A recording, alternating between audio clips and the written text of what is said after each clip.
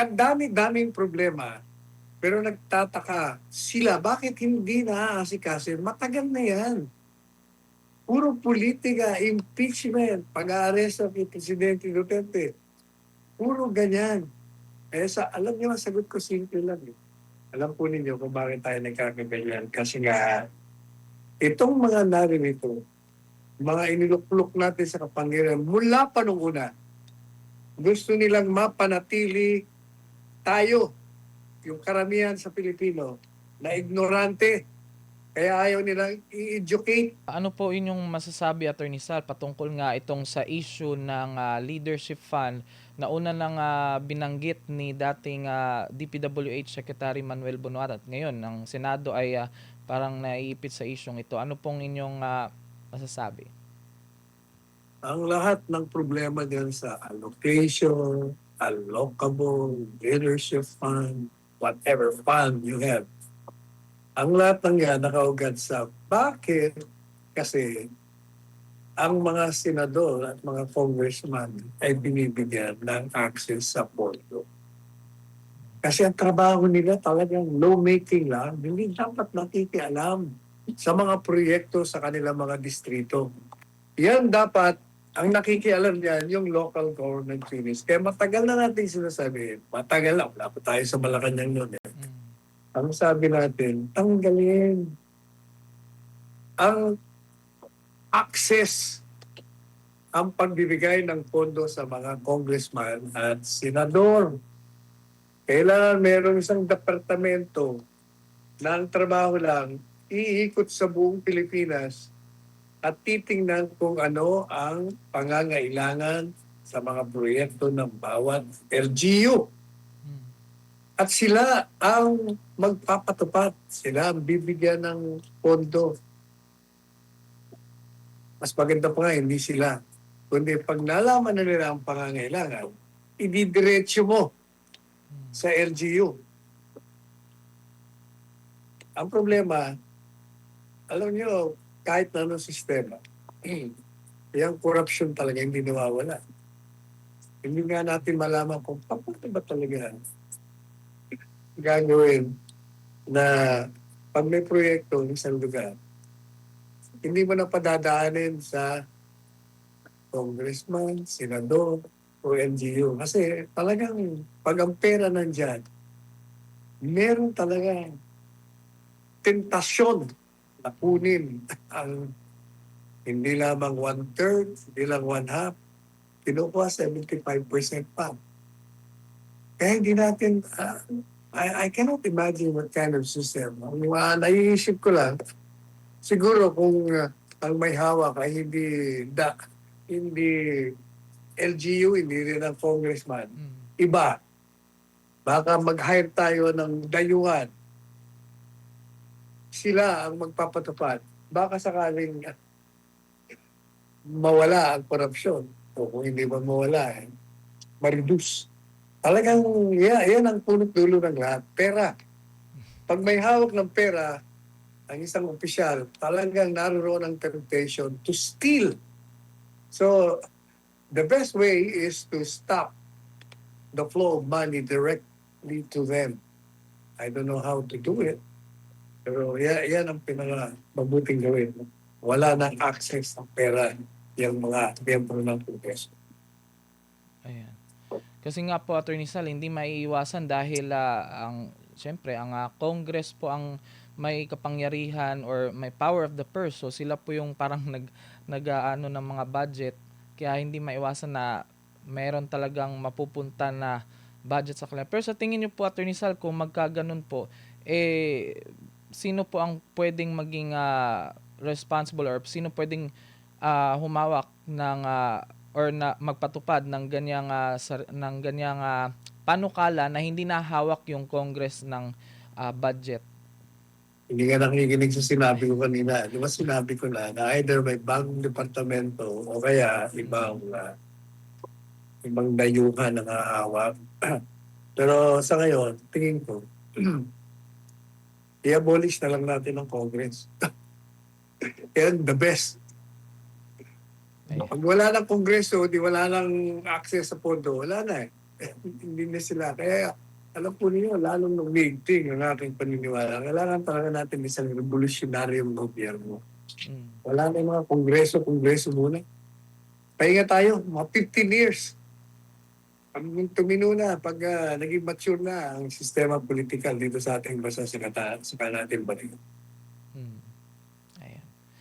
Ayan, maraming salamat po, Attorney Sal. Samantala, kaugnay pa rin sa issue niyan, binanggit po ni dating DPWH Secretary Manuel Bonoan na nabuo daw itong tinatawag na Senate Leadership Fund matapos daw maalarma si Pangulong Ferdinand Marcos Jr. sa malalaking budget insertion sa DPWH. Aniya, layunin daw nung isama sa panukalang budget itong mga priority project ng mga senador upang maiwasan yung pagbabawas o pag-aamyenda sa pondo ng DPWH.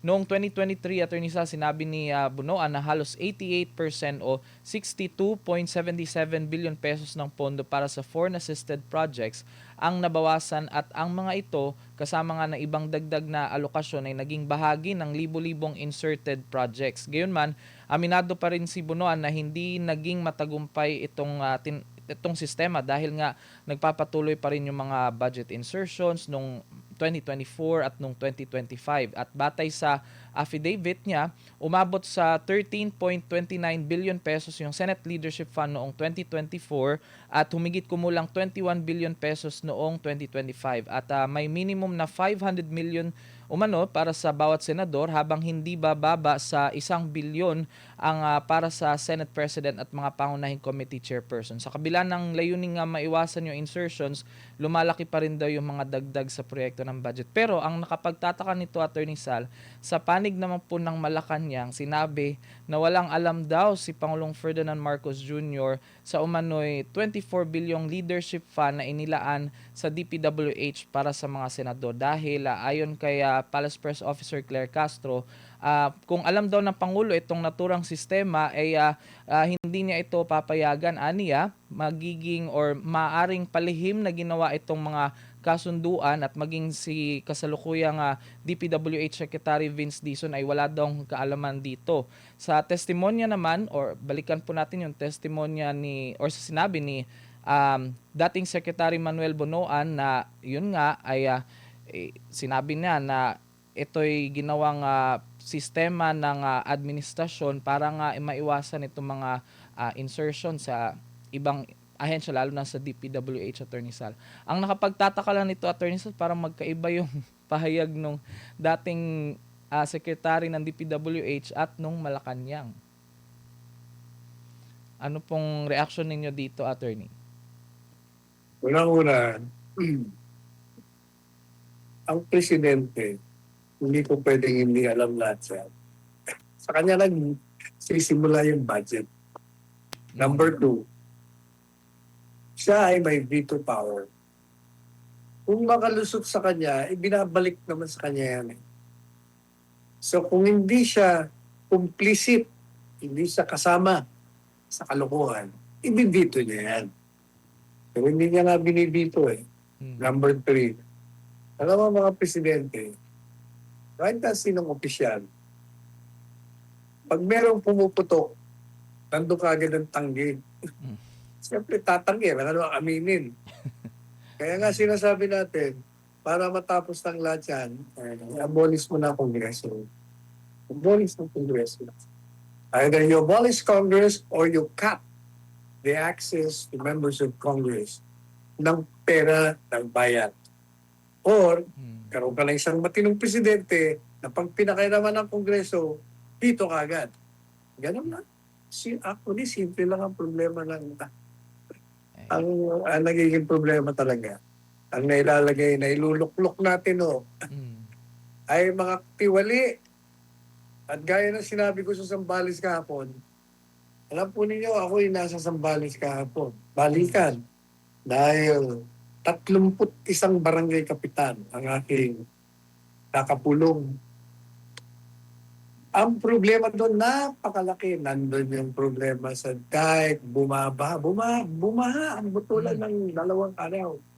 Naroon yung mga barangay officials, yan daw Magna Carta para sa mga barangay officials, hindi hanggang ngayon, hindi na isusunod. Maliliit ang sahod ng mga barangay tanod. Dami-daming problema. Pero nagtataka sila, bakit hindi naaasikaso? Matagal na yan. Puro politika, impeachment, pag-aaresto kay Presidente Duterte. Puro ganyan. Alam niyo, ang sagot ko simple lang. Alam po ninyo kung bakit tayo nagkakaganyan. Kasi nga, itong mga naririto, mga iniluklok natin sa kapangyarihan, mula pa nung una, gusto nilang mapanatili tayo, yung karamihan sa Pilipino, na ignorante. Kaya ayaw nilang i-educate. Pwede natin papag-aralin lahat ng Pilipino na libre sa bilyong-bilyong ninanakaw na yan. Kayang-kaya natin. Pero siyempre, ayaw nyo ngayon. Kasi pag edukado ang elektorado mo, wala. Hindi lalabas yung mga walang yung mga yan. Hindi sila madaling makuto, mabuladas, mabili, matakot ng mga ito. Kaya sa akin, edukasyon talaga. Kaya kung sino man na maging presidente, si Inday Sara man, o kung sino pa man, yan ang unang gawin ng isang presidente. Yung budget mong 7 trillion, kunin mo kahit na one-third, ilagay mo sa edukasyon. Ang one-third, ilagay mo sa medisina, libre hospital. Palagay ko magandang umpisa yan sa pagpapago ng ating lipunan.